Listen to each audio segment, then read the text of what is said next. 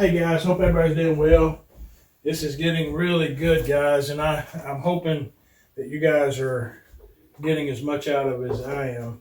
I'm thankful I'm thankful that I bought this book years ago, and I'm thankful that God is using it today to help us become the man God says that we are. Today we're going to be talking about the domino effect of your praise. Psalm 71 verse 14 says, I will yet praise thee more and more. What can we say about God that isn't good? Absolutely nothing. God is good all the time, and all the time God is good. There's a domino effect that starts to manifest itself when we praise and worship God. When you open up yourself to tell God how wonderful He is and how much you love Him and enjoy spending time with Him, you are very likely to find your wife starts telling you how wonderful you are and how much she loves you and enjoys being with you. When your wife starts talking to you like that, your children are going to hear her at some point, and very likely they're going to start telling you what a great dad you are and how much they love you and enjoy spending time with you. What happens to you in the process? Your loneliness, the ache of your inner man that feels alone and isolated and hurting is going to be healed. Man, there's areas of your life that you need healing, and God's the only one that can bring that healing, but this is an avenue by which God can bring that healing to you. I just hope that, guys, that you'll open up and let God heal those areas. What happens to you in the process? The loneliness, the heartache of the inner man that feels isolated and hurting is going to be healed. You're going to feel more courage and strength than you've ever felt before. As you continue to go to God and open, free to be yourself vulnerability, and continue to praise and worship Him, your entire being, your love for Him is going to grow.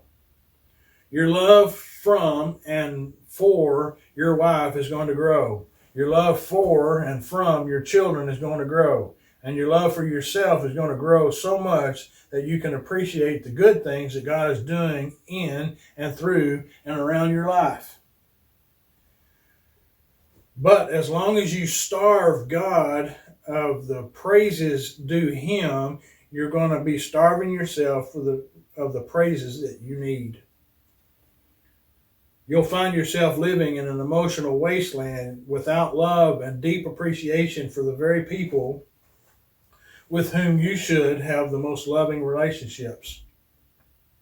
David said, "Oh, magnify the Lord with me, and let us exalt His name together." Psalm 34, verse 3. The end result of your magnifying and praising the Lord is that your entire family is going to want to join you in magnifying and praising Him. And as they do, they will magnify and praise one another so that your home will become a haven of rest, peace, and emotional strength. It's time to start saying to the Lord, "You are wonderful. There's nothing you can't fix. There's nothing you can't do. There's no problem you can't solve. There's no need you can't meet. There's no issue too great for you. I'm casting all my care upon you. I'm giving it all to you. I'm giving all of me to you. I'm laying my head on your breast, Lord, and I know you love me, and I'm relying upon you to provide me with everything I need." I'm not going to have this depression. I'm not going to have this stress out.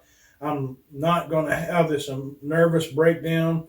I'm going to trust you to defeat my enemies for your glory. I'm trusting you to break down the doors that are locked and to the wax grate on my behalf. I'm relying on you to win the victory. That's the attitude we need to be portraying to God, because when we do that to God, it affects everything out and around us, our families, our wives, our kids, the people that we come in contact with, because you'll be putting off. It will be like Moses when Moses came down off of the mountain. He was shining with the brightness of God.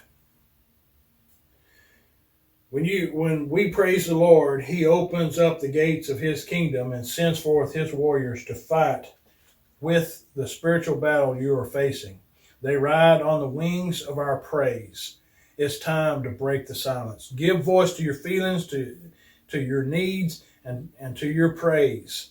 Lay your head on Jesus' breast today. I hope that you can be able to do that, guys. I love you guys. I hope you guys have a great day. Above all, God loves you. I'll see you next time.